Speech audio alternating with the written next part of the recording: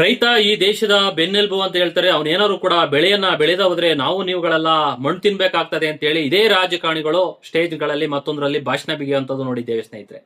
ಏನು ಬಿಡದಿ ಟೌನ್ಶಿಪ್ ಅಂತೇಳಿ 9,200 ಎಕರೆ ಜಮೀನನ್ನ ಅಕ್ವೈರ್ ಮಾಡಿಕೊಂಡು ಅಲ್ಲಿರುವಂತಹ ರೈತರುಗಳನ್ನ ಗೋಳೆ ಎಬರಿಸಿ ಅವರ ಒಂದು ಸಮಾಧಿಯ ಮೇಲೆ ಗ್ರೇಟರ್ ಬೆಂಗಳೂರನ್ನ ಕೊಟ್ಟಿರುವಂತಹ ಶಿವಕುಮಾರ್ ಅವರಿಗೆ ನನ್ನದೊಂದು ಮನವಿ. ದಯಮಾಡಿ ನಿಮ್ಗೆ ಕೈ ಮುಗಿದು ಮನವಿ ಮಾಡ್ಕೊಳ್ತೇವೆ.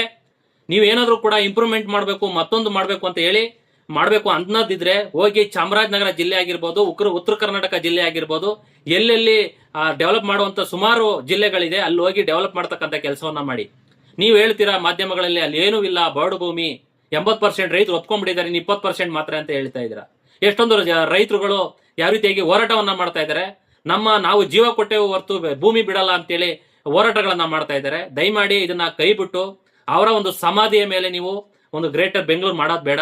ಮಾಡುವಂಥದ್ದು ಬಹಳ ಬೇರೆ ಬೇರೆ ಜಿಲ್ಲೆ ಭಾಗದಲ್ಲಿದೆ, ಅಲ್ಲಿ ಮಾಡಿ ಅನ್ನೋದನ್ನ ನಿಮ್ಮ ಮುಖಾಂತರ ನಾನೊಬ್ಬ ರೈತನ ಮಗಾಗಿ ಹೇಳಕ್ ಬಯಸ್ತೇನೆ ಸ್ನೇಹಿತರೆ. ನಮಸ್ಕಾರ.